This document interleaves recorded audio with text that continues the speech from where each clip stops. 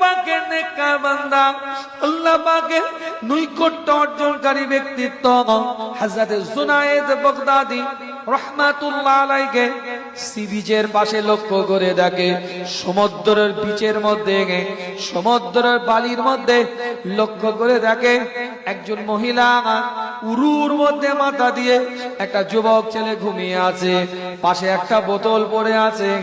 হযরত Junaid Baghdadi দূর থেকে দেখে ধারণা করে মদ্যপান করে যুবক ছেলেটা একটা মহিলা কোলের মধ্যে কিভাবে নোংরা অবস্থায় ঘুমিয়ে আছে দেখো, এটা মনে মনে ভাবতে থাকে আর আস্তে আস্তে বলতে থাকে। কিতাবটা খুলে দেখে আল্লাহ পাকের নেককার বান্দা হযরত জুনায়েদ বাগদাদী রাহমাতুল্লাহ আলাইহি লক্ষ্য করে সমুদ্রের মধ্যে একটা নৌকা বিরাট ঝড়ের মধ্যে উল্টিয়ে যায়, কিছু মুসাফির সমুদ্রের মধ্যে পড়ে যায়। এই যুবক ছেলেটা ঝাঁপিয়ে পড়ে, চারজনকে তুলে নিয়ে আসে ওখান থেকে।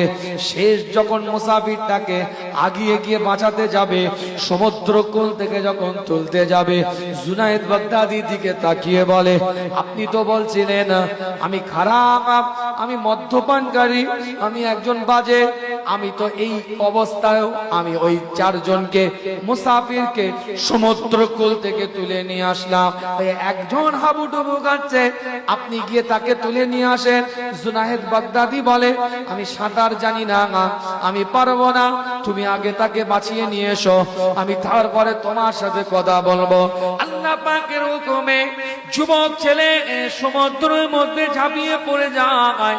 ওই সমুদ্র কোল থেকে ওই মুসাফির পাঁচজনকে আল্লাহ পাকের হুকুমে হেফাজত করে নিয়ে আসে। ওই বোতলের ভিতর থেকে সিরকা বের করে, ব্যাগের ভিতর থেকে রুটি বের করে মুসাফিরদেরকে খাওয়াতে থাকে। যুবক ছেলেটা ওই সময় জুনায়েদ বাগদাদীর চেহারাটার দিকে তাকিয়ে বলে, আপনি আল্লাহ পাকের নেককার বান্দা, আপনি আল্লাহ পাকের পরেজগার একজন বান্দা, আপনি ধারণা করার আগে একটু জানার দরকার ছিল এই মেয়েটাকে আপনি বোতল দেখে ধারণা করেছেন এই বোতলের মধ্যে মদ্যপান করি আমি, এই বোতলটার মধ্যে আদৌ মদ না হয়, এই বোতলের মধ্যে সিরকা রেখে দিয়েছি, আর ব্যাগের মধ্যে আমার রুটি আছে। যে সমস্ত মুসাফিররা সমুদ্র কূলে ক্ষুধার্ত অবস্থায় থাকে, আমি সিরকা গুলো দিয়ে তাদেরকে রুটি খাওয়াতে থাকি।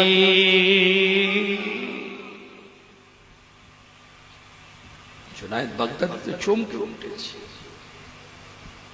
আপনি আবার ধারণা করেছেন আমার ওকে দেখে আমি একটা মহিলা আর উরুর উপরে মাথা দিয়ে আমি ঘুমিয়ে আছি, আপনি মনে করছেন আমি জঘন্য খারাপ বাজে দুশ্চরিত্র একজন পুরুষ। এই মেয়েটা অন্য কেউ নয়, এটা আমার মা, আমার মায়ের উরুর মধ্যে আমি সন্তান মাথা দিয়ে ঘুমিয়ে আছি। আপনি ধারণা করার আগে একটু ভাবার দরকার ছিল। জুনায়েদ বাগদাদী রাহমাতুল্লাহ আলাইহি আল্লাহ পাকের ওলি মানুষ, সঙ্গে সঙ্গে বিবেকের কাছে প্রশ্ন চিহ্নিত না আমার ধারণা করা উচিত হয় নাই, যাচাই বাছাই করে আমার কমেন্ট করা দরকার ছিল, ওপিনিয়নটা দেওয়ার দরকার ছিল। সঙ্গে সঙ্গে যুবকটার কাছে গিয়ে ক্ষমা চায়, তুমি আমাকে ক্ষমা করো, আমি ভুল করে ধারণা করে ফেলেছিলাম, কিন্তু তোমাকে এই পরিস্থিতিতে দেখে আমার ধারণাটা ভুল ছিল। যুবকটার কাছে ক্ষমা চেয়ে নেয়। এর দ্বারা এটা বোঝাতে চাইছি আজও আপনাকে আমাকে কিছু জিনিস ধারণা করার আগে যাচাই করতে হবে, বাছাই করতে হবে, তার পরিষ্কার করে সব কিছু জানতে হবে, তারপরে আপনি আমি কমেন্ট করতে পারি, ওপিনিয়নটা দিতে পারি। কেন বহু যুবক ছেলে এমন আছে দিনকে চেনার জন্য, শরিয়তকে বোঝার জন্য, কোরআনের আইনকে চেনার জন্য বহু খিদমত করে, বহু পরিশ্রম করে।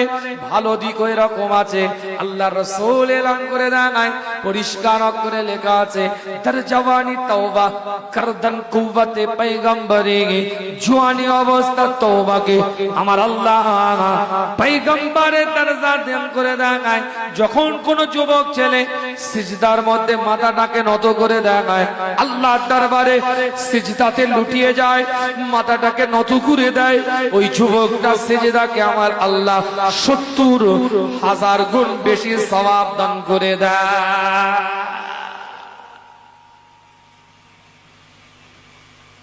যুবক ছেলে সিজদায় পড়ে গেছে, সিজদা 70,000 গুণ বেশি সওয়াবের হকদার হয়ে গেছে। আল্লাহ বান্দার কাছে সর্বক্ষণ দাবি রাখে, কিন্তু বান্দা যখন সিজদাতে চলে যায় আল্লাহ ওই বান্দার প্রতি কোনো দাবি রাখে না।